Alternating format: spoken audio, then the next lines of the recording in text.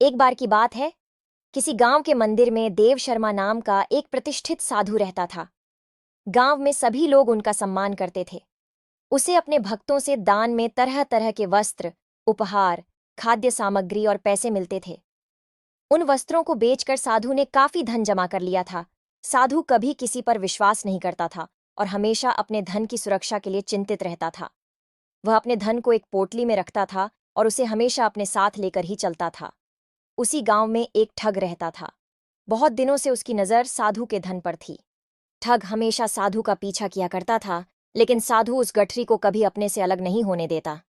आखिरकार उस ठग ने एक छात्र का वेश धारण किया और उस साधु के पास गया। उसने साधु से मिन्नत की कि वह उसे अपना शिष्य बना ले, क्योंकि वह ज्ञान प्राप्त करना चाहता था। साधु तैयार हो गया और इस तरह से वह ठग साधु के साथ ही मंदिर में रहने लगा। ठग मंदिर की साफ सफाई से लेकर अन्य सभी कार्य भी करता था और ठग ने साधु की खूब सेवा की और जल्दी ही उसका विश्वास पात्र बन गया। एक दिन साधु को पास के गांव में एक अनुष्ठान के लिए आमंत्रित किया गया।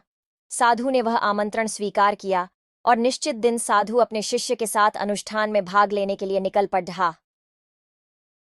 रास्ते में एक नदी पड़ी और साधु ने स्नान करने की इच्छा व्यक्त की। उसने पैसों की गठरी को एक कंबल के भीतर रखा और उसे नदी के किनारे रख दिया। उसने ठग से सामान की रखवाली करने को कहा और खुद नहाने चला गया। ठग को तो कब से इसी पल का इंतजार था। जैसे ही साधु नदी में डुबकी लगाने गया, वह रुपयों की गठरी लेकर चंपत हो गया।